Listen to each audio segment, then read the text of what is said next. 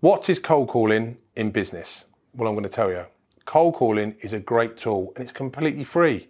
It's an opportunity for you to speak to people in business who will then start that journey of becoming your customer. What you've got to do to achieve this is be confident, have clarity, and have conviction. So how do you do it? Well, first of all, you've got to decide who you're going to call. And then you've got to decide what you're going to say to them. And the big thing that a lot of people miss is understanding what the objective is of that phone call. It's very rare that somebody will actually buy a product or a service over the phone.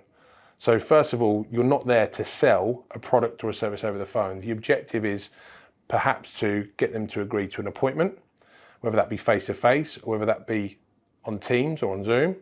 Or maybe it was just at the initial stage is just for them to give you an email address so you can send them some information and then start to build the relationship from there. But it's very rare that people love picking up the phone and speaking to strangers. But what you've got to remember is, what's the worst thing that can happen? They're either going to shout at you down the phone, so what? Or they're going to put the phone down. If they put the phone down, that's great, because then you're not wasting any more of your time talking to somebody that doesn't want to talk to you. But guess what?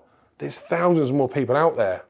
When I first started cold calling, I would be making maybe 120, 130 calls a day. And I was doing that for ages, months in, months out. And then eventually I remember thinking to myself, if I went after quality rather than quantity, I'd make less calls, but my call time would actually be longer and therefore it would improve my conversion rate. And that's exactly what happened.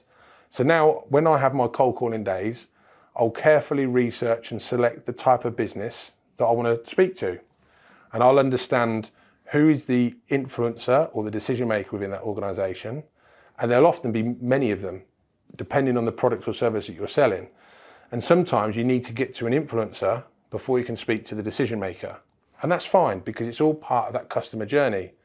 My dad taught me many years ago, the longer it takes you to win a client, the longer they'll remain a client. And that is so true. So if you can't get hold of the managing director or the financial director, don't give up. Go and speak to perhaps somebody in the finance team. It could be a finance manager, or it may well be the sales manager, office manager. And those influencers, if you treat them in the right way and with the right respect, you ask the right questions, it's very rare that they probably will shut you down, as long as it's a professional opening and it's a professional phone call. So first of all, think about your background noise. You don't want to be in a busy office where it sounds like you're in a call center, because that will be off-putting. Secondly, don't be on a headset, because it muffles, and it's very rare that headsets don't sound like headsets nowadays. So make sure that you pick a quiet environment. Background noise is okay, but as long as it's in proportion. And then make sure you've got a series of questions that you can ask, and there will almost certainly all be open questions. So an open question is where you're looking for an open answer. A closed question is where you're looking for a yes or a no, because you're trying to close them. So for example, did you have a good weekend?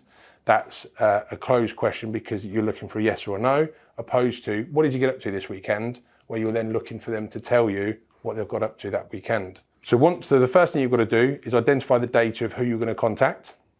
It's really important that you check to make sure that they're not what's called the TPS, which is the telephone preference service. That is a database which gives businesses the opportunity to opt out of cold calls. There's not many businesses that are on it in terms of a percentage of the business community, but there are still thousands of companies that are on that. And if you Google the telephone preference service, you'll be able to follow the rules around that. And you can buy data from a range of different list brokers that will provide data to you that isn't on that telephone preference service. So then once you've identified, right, who am I going to speak to? And you could look at, right, I'm going to target estate agents, or I want to target schools, or I want to target recruitment businesses. And then it's about understanding the objective of that phone call. Do I want to get a meeting? Do I want to get a Teams meeting? Do I want to invite them to an event? Or am I just happy to get an email address? And then look at what's success for me. If I'm going to spend the next 4 hours on the phone, how many calls am I going to make? I need to be anticipating 10 calls an hour. So I need 40 pieces of data. What does success look like? Well, a really bad day at the office is 40 phone calls and no conversions. But actually, I'd like to think I can get 20 email addresses and two meetings. That would be a real productive use of my time. And this is where warm call versus cold call comes into play.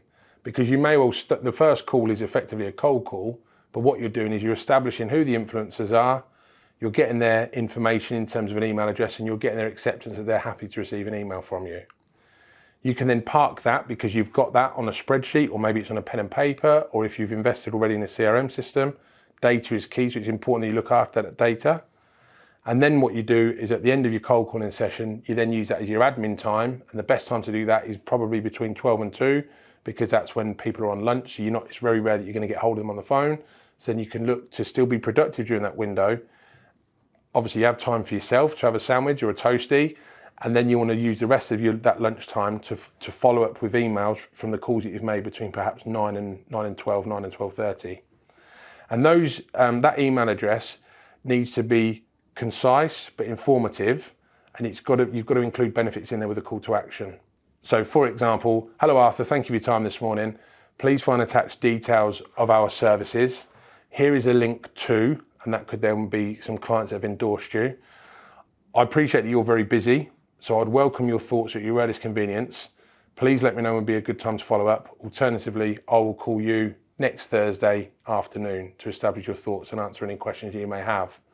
That's probably a paragraph with a call to action at the end. And the way that I look at sales or with this type of activity, it is a numbers game, but if it's quality over quantity. So for every 40 calls that you do, if you can obtain 20 email addresses and have conversations to agree to send information, from those 20 emails, you then plan your diary to follow up the following week. And out of those 20, you'll probably get 5 appointments if you qualify them well enough. So therefore 15 perhaps go to the what I call the farming pot.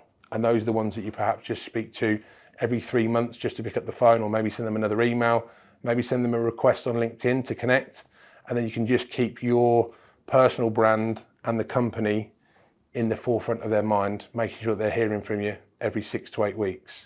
So a week has passed and you're now following up on the phone call from the previous week, which was the cold call. So the thing to remember here is the background noise and making sure that your volume and that you're bright and breezy, but making sure you're not too quiet and that you're not too high. And what's the objective of this phone call? Do you want a meeting? Do you want a Teams meeting? Are you asking for more information? But you should also remember this. Your time to you is just as important as what your prospect's time is to them. So one of the first questions you should ask is now a convenient time? They will either say yes or no. It's a closed question. If it's a yes, it's great because you've then got 2 or 3 minutes to then explore the conversation further and try and get your objective out of that.